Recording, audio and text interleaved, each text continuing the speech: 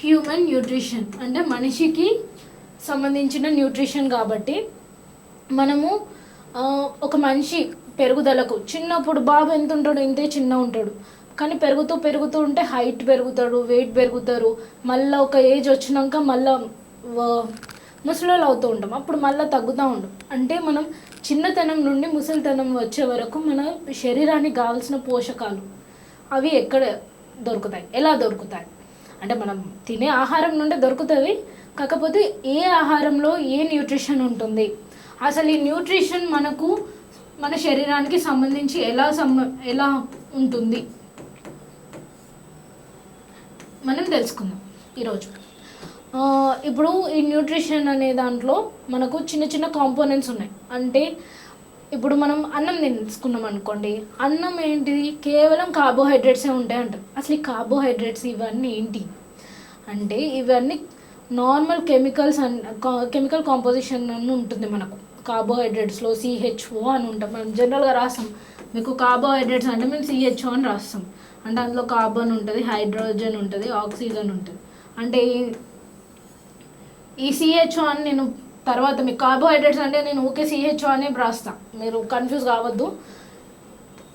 ఇది మనకు చాలా అవసరం. ఎందుకు అంటే మన శరీరానికి కావాల్సిన దాదాపు 50 నుండి 70% ఎనర్జీ మనకు దీని నుండే వస్తుంది. అంటే మనం తినే ఆహారంలో 50 నుండి 70% ఎనర్జీ అనేది మన శరీరానికి కావాల్సిన పనులు చేయడానికి ఆ ఎనర్జీ అయితే ఈ కార్బోహైడ్రేట్స్ నుండే వస్తుంది. మళ్ళీ మనకు ప్రోటీన్స్ అని ఉంటాయి. ప్రోటీన్స్ ఏంటి ప్రోటీన్స్? మనము ఇప్పుడు ఎగ్ తీసుకోండి, ఎగ్లో ప్రోటీన్ ఉంటుంది. మన పప్పులలో ప్రోటీన్స్ ఉంటాయి. ఈ ప్రోటీన్స్ ఎందుకు? ప్రోటీన్స్ వల్ల కూడా మనకు ఎనర్జీ వస్తుంది. కాకపోతే ఈ ప్రోటీన్స్ మనకు దేనికి ఎక్కువ అవసరం ఉంటుంది అంటే మన మజిల్ డెవలప్మెంట్ కోసం. ఇట్లా ఈ కార్బోహైడ్రేట్స్, ప్రోటీన్స్, మళ్ళీ ఫ్యాట్స్ అంటే మన ఎసెన్షియల్ ఫ్యాటీ యాసిడ్స్ అని ఉంటాయి, మన నార్మల్ ఫ్యాట్స్, మన ఆయిల్స్, వీటి రిలేటెడ్ ఉంటుంది. ఇవి కాకుండా మనకు ఫ్యాట్ సాల్యుబుల్ వైటమిన్స్ మినరల్స్ ఉంటాయి. ఇవి మనం హ్యూమన్ న్యూట్రిషన్లో నేర్చుకుంటాం వీటి గురించి. ఫ్యాట్ సాల్యుబుల్, వాటర్ సాల్యుబుల్, ఇవి వైటమిన్స్.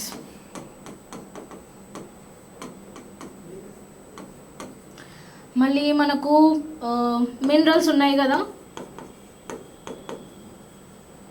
ఈ మినరల్స్లో ట్రేస్ మినరల్స్ ఉంటాయి.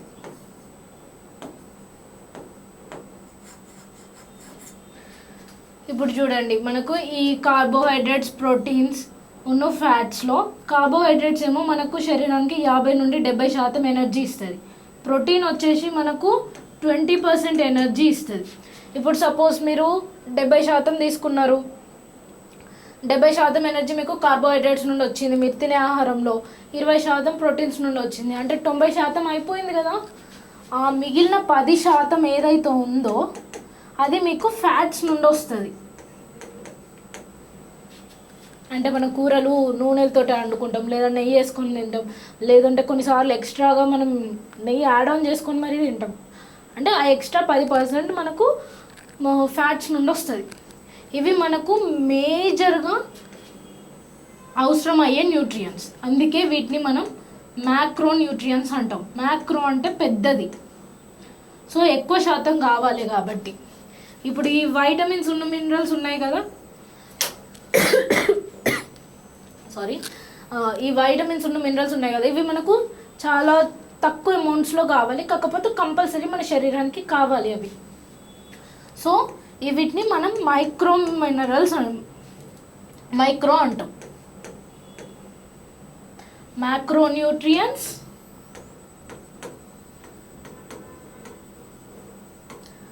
Micro nutrients.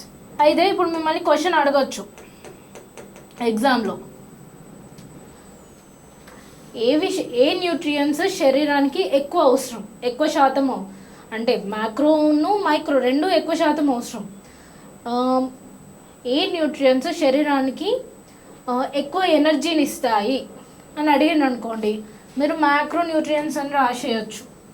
ఎందుకంటే మనకి ఎక్కువ శాతం ఎనర్జీ ఇచ్చేటివి కార్బోహైడ్రేట్స్, ప్రోటీన్స్, ఫ్యాట్స్. కాబట్టి ఇవి ఏం చేస్తాయి అని అంటే ఇవి ఎనర్జీ ఇవ్వవు, కానీ ఇవి ఏం చేస్తాయి మనకు రోగ నిరోధక శక్తిని పెంచడానికి హెల్ప్ చేస్తాయి.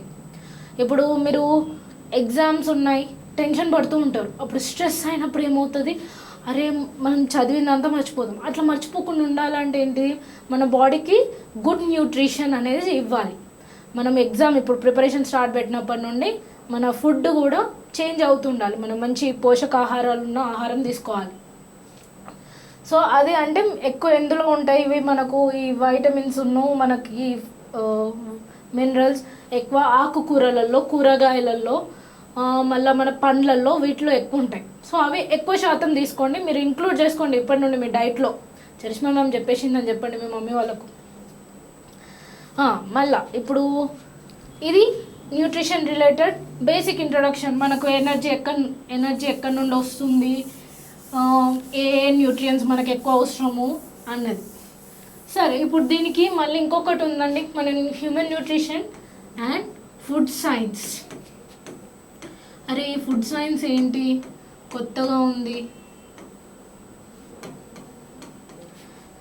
ఫుడ్ సైన్స్ ఆహారంకి రిలేటెడ్ శాస్త్రం, తెలుగు కన్వర్షన్.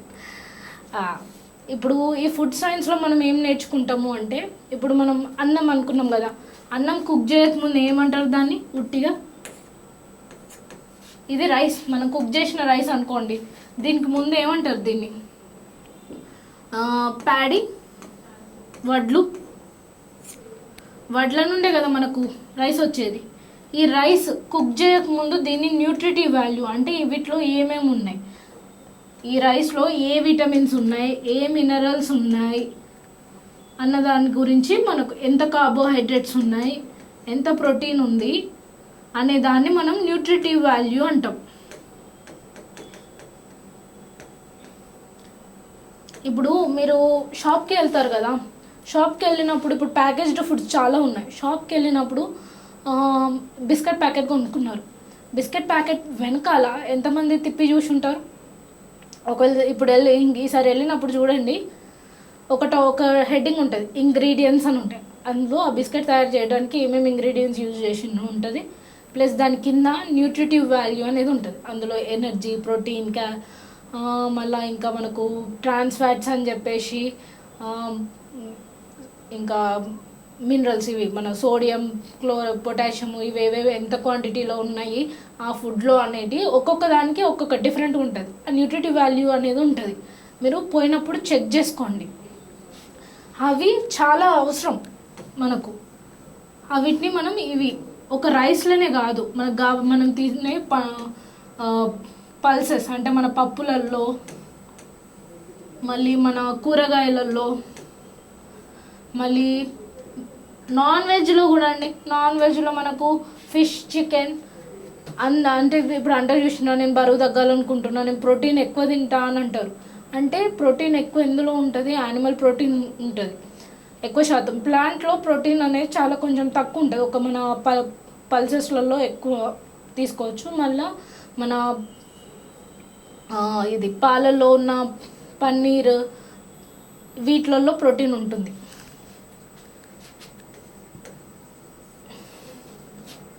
వీటిలో పల్సెస్లో ఉండే ఒక్కొక్క పప్పు, ఇప్పుడు మన శనగపప్పులో న్యూట్రిటివ్ వాల్యూ ఏంటిది, మనం తినే ఆకుకూర, పాలకూరలో ఏ న్యూట్రిటివ్ వాల్యూ ఉంటుంది, అట్లాంటివి మనకు ఫుడ్ సైన్స్లో ఉంటుంది అన్నట్టు. దాంతో డీల్ చేస్తాం. మళ్ళీ ఇప్పుడు ఇడ్లీలు ఎందుకు ఉడకబెట్టాలి, వాటిని ఎందుకు ఇడ్లీ పిండిని ఉట్టిగా ఫ్రై చేసుకొని తినొచ్చు కదా, అన్నీ డీప్ ఫ్రైడ్ తినొచ్చు కదా. మనం ఎగ్గును ఎందుకు బాయిల్ చేయాలి, ఆమ్లెట్ లానే తినొచ్చు కదా. సో ఒక్కొక్క కుకింగ్ పద్ధతితోటి ఏ న్యూట్రియన్స్ మన శరీరానికి అందుతాయి. ఇప్పుడు అందుకే అంటారు చూడండి, ఎగ్ ఎగ్జాంపుల్ ఇస్తాం మీకు. బాయిల్డ్ ఎగ్ ఉందనుకోండి, బాయిల్డ్ ఎగ్ మీరు తినడానికి, బాయిల్డ్ ఎగ్ తింటే మీకు ఎక్కువ బలం అని చెప్తారు. అదే మీరు ఎక్కువ ఆమ్లెట్ తింటే, ఆమ్లెట్ ఆరోగ్యానికి హెల్త్కి మంచిది కాదు, ఊకే ఆమ్లెట్ తినొద్దు, వేడి చేస్తుంది అని అంటారు. ఎందుకు అని అంటే, బాయిల్డ్ ఎగ్ బాయిల్ చేసినప్పుడు ఏం చేస్తారు, ఆ న్యూట్రియన్స్ ఉడికినా కూడా ఆ న్యూట్రియన్స్ అనేటివి ఎగ్లోవి అట్లనే ఉంటాయి, ఎక్కువ పోవు అన్నట్టు, డ్యామేజ్ కాదు. జనరల్గా ఏంటంటే ప్రోటీన్ ఎక్కువ వేడికి గురైంది అనుకోండి, బాగా వేడికి ఎక్కువసేపు బాగా వేడికి గురైతే ఏమవుతుంది అంటే బ్రేక్ అవుతుంది. అయితే మనం ఎగ్ బాయిల్ చేసేసరికి ఏంటి, అది బ్రేక్ కాదు. కానీ ఇప్పుడు మన ఆమ్లెట్ అనుకోండి, మనం ఎగ్ను కొట్టి వేస్తాం, మంచిగా మొత్తం ఎగ్ ప్రతి పార్ట్ పేనం కంటుకొని ఉంటుంది. సో అక్కడ మనకు న్యూట్రియన్స్ ఎక్కడ అందుతాయి, అందుకొని చెప్పేసి ఏ కుకింగ్ మెథడ్ మన తినే ఆహారానికి మంచిది అంటే ఇప్పుడు మన ప్రెషర్ కుక్కర్ తోటి కుక్ చేసుకోవడం బెటరా, నార్మల్ గిన్నెలలో కుక్ చేసుకోవడం బెటరా.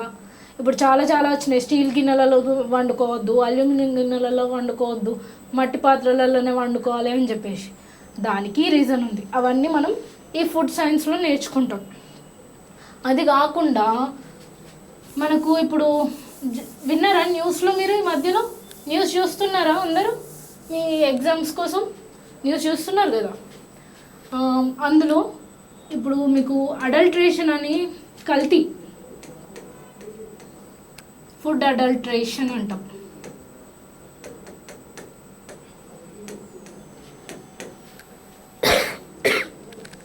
ఫుడ్ అడల్ట్రేషన్ అంటే ఆహార కల్తీ అన్నట్టు. నిజం, ఆహారంలో కూడా కల్తీ చేస్తారు. ఇప్పుడు మన చాపత్తా ఉందనుకోండి, టీ పౌడర్లో ఐరన్ ఫిల్లింగ్స్ వేస్తారు. మన పాలు ఉంటాయి చూసిండ్రు, పాలల్లో పాలు తెల్లగా కనబడితే పాలు కదా అని చెప్పేసి అనుకుంటాం. కాదు, పాలల్లో నీళ్ళన్న కలుపుతారు, లేదంటే మన బియ్యపిండి లేదంటే మన పొటాటో ఫ్లోర్ అని ఉంటుంది, లేదా టాపియోకా ఫ్లోర్ అని ఉంటుంది. ఆ ఫ్లోర్ని నీళ్ళల్లో కలిపితే మంచిగా తెల్లగా వస్తుంది. దాన్ని కొన్ని పాలల్లో కలిపేసి ఎక్కువ పాలు చేసి దాన్ని అమ్ముతారు, అది కల్తీ. అట్లా మనకు ఆహారాలలో ఏ కల్తీలు ఉంటాయి, వాటిని ఎట్లా గుర్తించవచ్చు, మళ్ళీ వాటికి రిలేటెడ్ ఏమేమి లాస్ ఉన్నాయి, మన గవర్నమెంట్ లాస్ పెట్టింది వాటికి రిలేటెడ్, అవి మీకు చాలా ఇంపార్టెంట్ ఎగ్జామ్ పాయింట్ ఆఫ్ వ్యూలో. FSSAI అని ఉంటుంది మనకు, ఫుడ్ రిలేటెడ్ బోర్డ్ అన్నట్టు అది FSSAI. ఆ FSSAI వాళ్ళు ఏ రూల్స్ పెట్టిండ్రు, ఇప్పుడు ఒక బిజినెస్ స్టార్ట్ పెట్టాలంటే ఒక రెస్టారెంట్ ఓనరు ఏమేమి సబ్మిట్ చేయాలి, ఏ డాక్యుమెంట్ సబ్మిట్ చేయాలి, లేదు అంటే వాళ్ళు ఏ హైజీన్ ప్రాక్టీసెస్ చేయాలి అన్న. ఇప్పుడు చాలామంది రెస్టారెంట్ హైదరాబాద్లో చాలా వరకు ఇప్పుడు మన రైడ్స్ జరిగినాయి, ఫుడ్ అడల్ట్రేషన్ రైడ్స్ జరిగితే అన్ని ఎక్స్పైరీ ప్రోడక్ట్స్, రీయూజ్డ్ ఆయిల్స్ రెస్టారెంట్లో తింటారా? ఎగ్జామ్స్ ముందు తినకండి, ఎందుకు లేనిపోని రిస్క్. Food adulteration. మళ్ళీ న్యూట్రస్యూటికల్స్, కొత్త వర్డ్ కదా.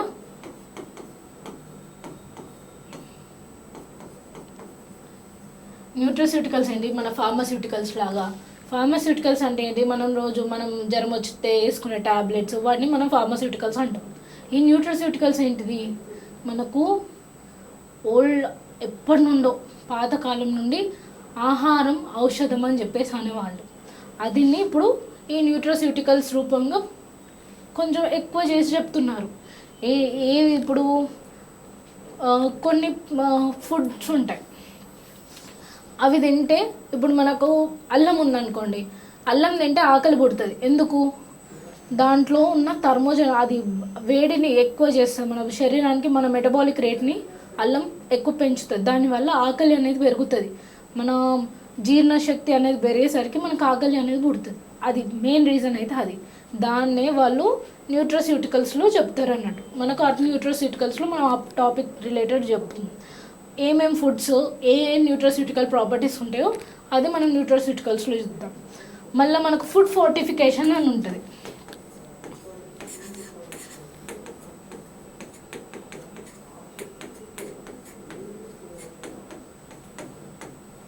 మీకు తెలుసా, మన దగ్గర రెడ్ రైస్, బ్లాక్ రైస్ ఉంది. అదేంటిది, రెడ్ రైస్ ఏంటిది, బ్లాక్ రైస్ ఏంటిది? మేము ఎప్పుడు వైట్ రైస్ అవి చూసినాం అని అనకండి, అవి కూడా ఉన్నాయి. అది కాకుండా మన దగ్గర గోల్డెన్ రైస్ అనేది ఉంది, కొత్త కదా, కొత్త తింటున్నారు. ఈ గోల్డెన్ రైస్ అంటే ఏంటి అంటే, మన ఏదైతే వడ్లు ఉంటాయో ఆ మొలకలు, మన నాట్లేసే ముందు, మన మొలకలు వచ్చే ముందు ఆ వడ్లు ఉంటాయి కదా, ఆ వడ్ల విత్తనాలలో వైటమిన్ ఏని అంటే జెనెటిక్స్ ద్వారా కొత్త రకం ప్యాడీని క్రియేట్ చేసిండ్రు. అందులో వైటమిన్ ఏ లెవెల్స్ అనేటివి ఎక్కువ ఉంటాయి. అదే కాకుండా మనకు బియ్యంలో కార్బోహైడ్రేట్ అనేది ఎక్కువ ఉంటుంది. ఆ కార్బోహైడ్రేట్స్ తక్కువ ఉండి ఉండేటట్టు కూడా షుగర్ అంటే ఇది మన డయాబెటీస్ పేషెంట్స్ కోసం అని చెప్పేసి అట్లా షుగర్ కార్బోహైడ్రేట్స్ తక్కువ ఉండే రైస్ కూడా ఉంది.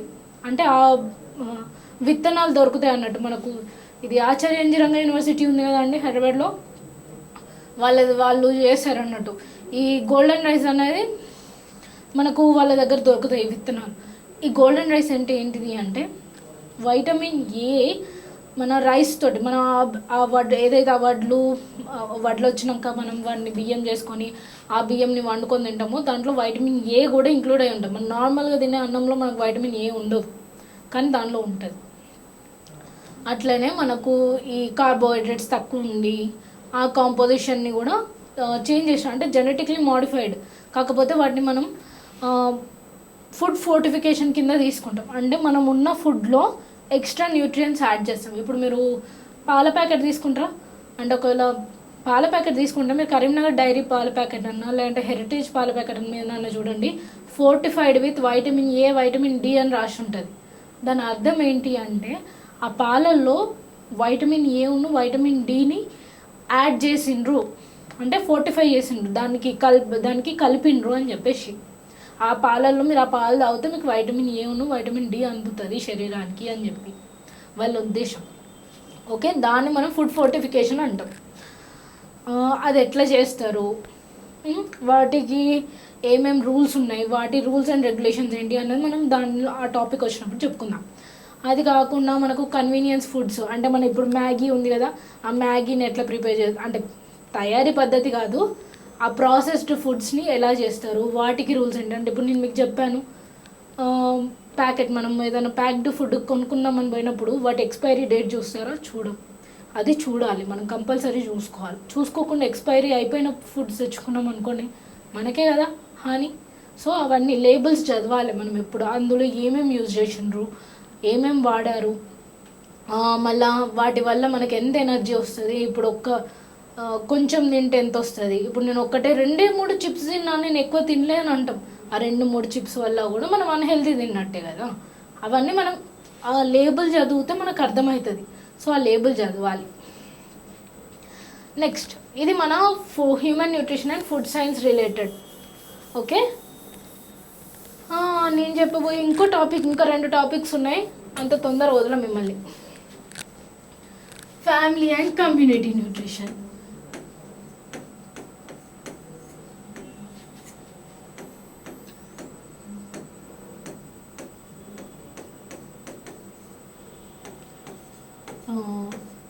అయితే మనకు వెనకడ ఒక సామెత ఉండే తెలుసా, ఇల్లు చక్కబెట్టుకొని ఊరు చక్కబెట్టుకోవాలి అని.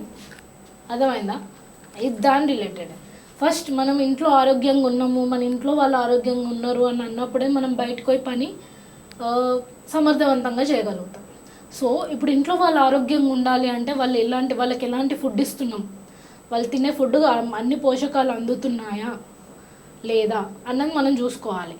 దాని గురించి మీకు మీల్ ప్లానింగ్స్ కానివ్వండి, లేదా మనకు ఒక పర్సన్కి ఇప్పుడు ఇంట్లో ఒక చిన్న పాప ఉంది, ఆ పాపకి ఎంత న్యూట్రిషన్ కావాలి, ఏ ఫుడ్ ఇస్తే ఏ న్యూట్రిషన్ అందుతుంది పాపకు, మళ్ళా గర్భవతి ఉంది, పాలిచ్చే తల్లి ఉంది అనుకోండి, వాళ్ళకి ఎలాంటి న్యూట్రిషన్ ఇవ్వాలి, లేదు ఒక ముసలోతను ఉన్నాడు అతనికి ఎలాంటి న్యూట్రిషన్ ఇవ్వాలి, వీళ్ళ ఒక్కొక్కరిది ఎనర్జీ రిక్వైర్మెంట్స్ అనేవి చాలా డిఫరెంట్స్ ఉంటాయి. పిల్లలు ఇంతే తింటారు, 1-2 బుక్కలే తింటారు, ఇంత తినరు. కానీ వాళ్ళు తినే 2 బుక్కలలోనే వాళ్ళకి సరిపడా న్యూట్రిషన్ మనం అందియాలి. లేదు వాళ్ళకు సరిపడా న్యూట్రిషన్ అందలేదు అని అంటే ఏదో ఒక డెఫిషియన్సీ వస్తుంది. అప్పుడు మిమ్మల్ని అడుగుతారు, ఇప్పుడు ఒక పర్సన్కి ప్రోటీన్ అనేది సరిగ్గా అందలేదు ఒక బాయ్కి, దానివల్ల మాల్ న్యూట్రిషన్ వచ్చింది అని అంటారు. ప్రోటీన్ ఎనర్జీ మాల్ న్యూట్రిషన్ అయ్యొచ్చు. మనకు ఎక్కువ తిన్నారనుకోండి వాళ్ళు లావ్ అవుతారు, దాన్ని ఓవర్ న్యూట్రిషన్ అంటాం. ఒబేసిటీ కానీ డయాబెటీస్ కానీ వస్తుంది ఓవర్ న్యూట్రిషన్ వల్ల.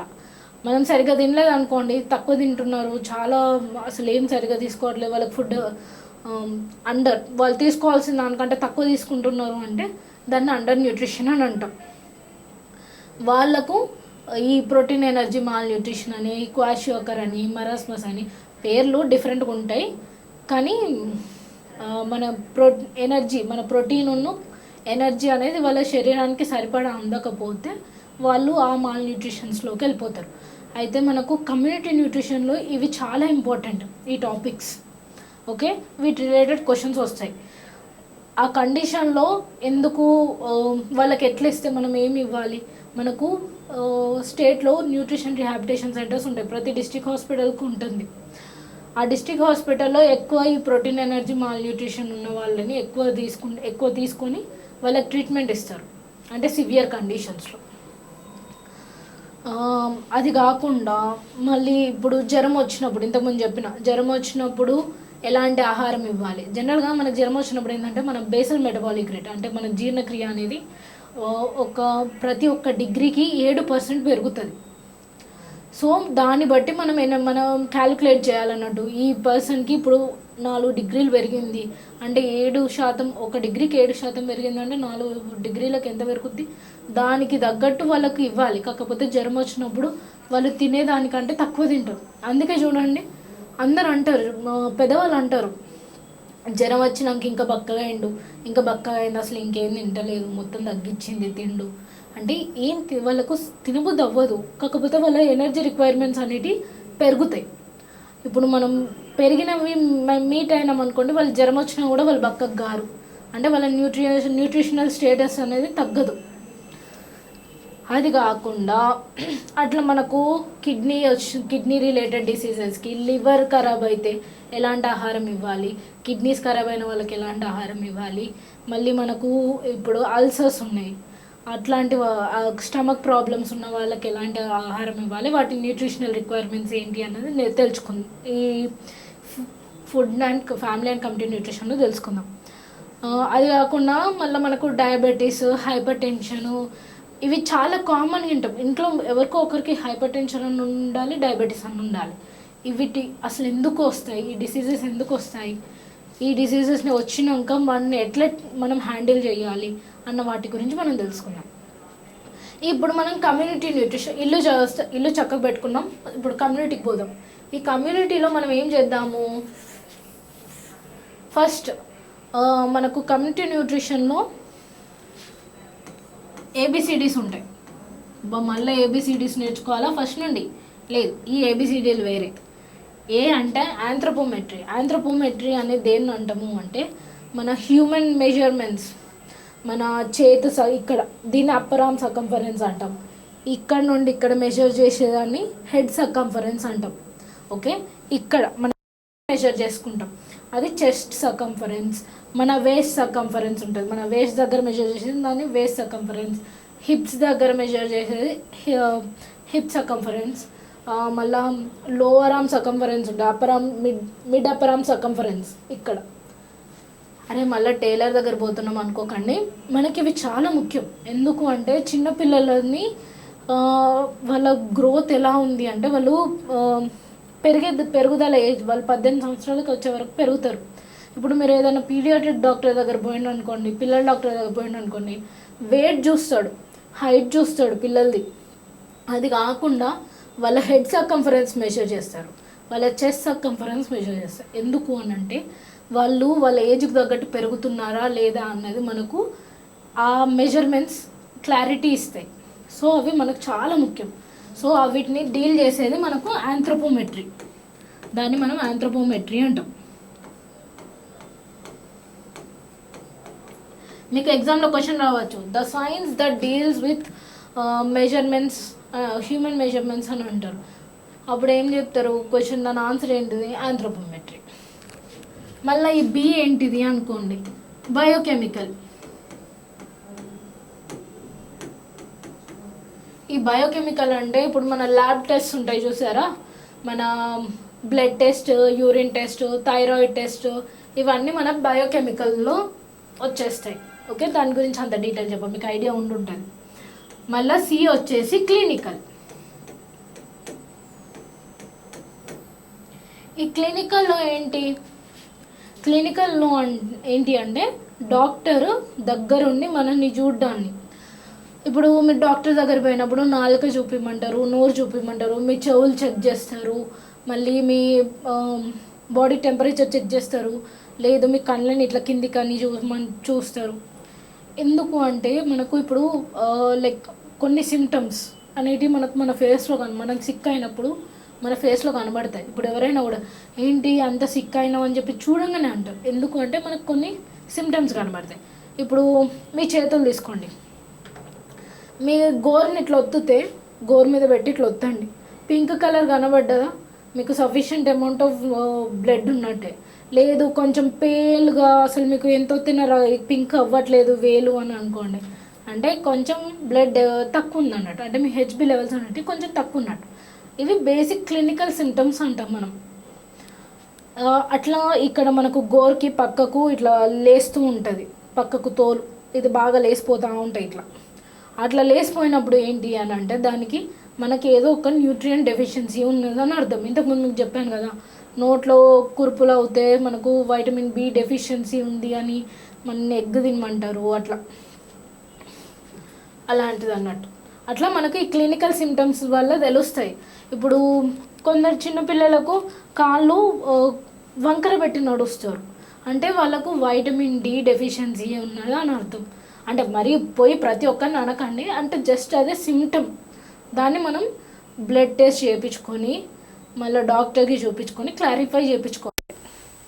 మనం కమ్యూనిటీ న్యూట్రిషన్ డీల్ చేసేటప్పుడు ఏంటంటే ఫస్ట్ మనం బేసిక్ సిమ్టమ్స్ అన్నిటి ఐడెంటిఫై చేయగలిగినాం అనుకోండి, అలాంటి వాళ్ళను ఇంకా ఆ డిసీజ్ అనేది ఇంకా ఎక్కువ కాకముందుకే వాళ్ళను డాక్టర్ దగ్గరికి ముందే పంపించేసి మనం ట్రీట్మెంట్ ఇప్పించవచ్చు. సో అందుకని చెప్పేసి మనకు ఈ కమ్యూనిటీ న్యూట్రిషన్లో క్లినికల్ సిమ్టమ్స్ అనేది చాలా ఇంపార్టెంట్. మళ్ళీ డైటరీ. ఈ డైటరీ అంటే ఏంటిది? అరే న్యూట్రిషను, ఫుడ్ సైన్స్, డైటరీ ఇవన్నీ ఏం లేదు, అన్నీ మన ఆహారం సంబంధించినవి. కాకపోతే ఇప్పుడు ఒక పర్టికులర్ డిసీజెస్కి ఎలాంటి ఫుడ్ ఇవ్వాలి అన్నది మన డైట్ అని అంటాం దాన్ని. ఆ పర్టికులర్ ఫుడ్కి ఇప్పుడు వైటమిన్ డి డెఫిషియన్సీ ఉన్న వాళ్ళకు వైటమిన్ డి ట్యాబ్లెట్స్ ఇస్తాము, సన్కి ఉండమని చెప్తాము. అది కాకుండా ఎగ్స్ ఇవి ఎక్కువ తినమంటాం. ఎందుకు అంటే వాటిలో కూడా వాటి వల్ల అవి తీసుకుంటే ఏంటంటే వాళ్ళకు ఫుడ్ వల్ల కూడా వాళ్ళ వైటమిన్ డి డెఫిషియన్సీ అనేది తగ్గుతుంది అని. కాల్షియం డెఫిషియన్సీ ఉన్న వాళ్ళను మనం పాలు ఎక్కువ తాగమంటాం, రాగి తినమంటాం. ఏ ఆహార పదార్థాలలో కాల్షియం ఎక్కువ ఉంటుందో అది తినమని అంటాం. అట్లా తినడం వల్ల ఏంటంటే వాళ్ళకు ఆ డెఫిషియన్సీ అంటే ఆ డెఫిషియన్సీ అనేది తగ్గుతుంది అని. ఓకేనా? సో ఇప్పుడు ఈ డైటరీలో ఏం ఏం నేర్చుకుంటాము అంటే ఇప్పుడు మనకు సర్వేస్ ఉంటాయి అన్నట్టు, డైటరీ సర్వేస్ అంటాం వాటిని. అవి మనకు భారతదేశం మొత్తం చేస్తాము, ఒక ఫ్యామిలీలో చేస్తాము, ఒక ఊరికి చేస్తాము, ఒక డిస్ట్రిక్ట్కి చేస్తాము. దానివల్ల మనకి ఏం తెలుస్తుంది అంటే ఇప్పుడు మన అని ఉంది నేషనల్ ఇన్స్టిట్యూట్ ఆఫ్ న్యూట్రిషన్. ఆయన ఏం చేశారు అంటే ఒక డైటరీ సర్వే చేశారు. భారతదేశం నార్త్ టు సౌత్ మొత్తం కవర్ చేసాను. అందులో వాళ్ళు ఒక్కొక్క ఏ ప్రాంతంలో ఏ ఆహారం తీసుకుంటారు, వాటికి రిలేటెడ్ ఇంగ్రీడియంట్స్ అంటే మనం ఇప్పుడు ఒక పదార్థం, ఒక కూర వండడానికి ఏమేమి పదార్థాలు కావాలో ప్రతి ఒక్కటి, అది ఇంత బుక్ ఉంటుంది, దొడ్డు బుక్. ఆ బుక్లో మనకు ప్రతి ఒక్క ఆహారం వాటి న్యూట్రిటివ్ వాల్యూ ప్రతి ఒక్కటి అందులో ఉంటుంది. మన అన్నం దగ్గర నుండి రైస్, అది కుక్ చేయనప్పుడు మన ఇడ్లీ రవ్వకు, మళ్ళీ మన కూరగాయలు, ఆకుకూరలు, పండ్లు, వీటన్నిటి related chicken, eggs, duck eggs, ఇవన్నీ చాలా చాలా వెరైటీస్ ఉంటాయి. చేపలలో ఎన్నో రకాలు ఉన్నాయి. ఆ అన్ని చేపల న్యూట్రిటివ్ వాల్యూస్ ఆ బుక్లో ఉంటాయి అన్నట్టు. అయితే అది ఒక సర్వే ద్వారా వాళ్ళు అదన్నీ చేసాను.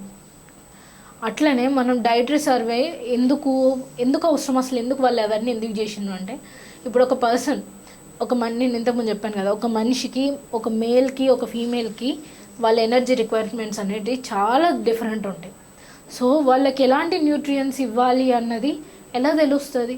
ఓకే, ఇప్పుడు ఈ పర్సన్కి ఇంత ఎనర్జీ ఇవ్వాలి, ఈ పర్సన్కి ఇంత ఇవ్వాలి అన్నది తెలిసినప్పుడు ఏ ఆహారం ఇస్తే నీకు ఆ న్యూట్రియన్స్ అందుతాయి, ఏ ఆహారం ఇవ్వకపోతే వాళ్ళు న్యూట్రియం డెఫిషియన్సీలోకి పోతారు అనేది మనకు క్లారిటీ రావాలి. అవన్నీ మనకు ఈ డైటరీ నుండి తెలుస్తాయి.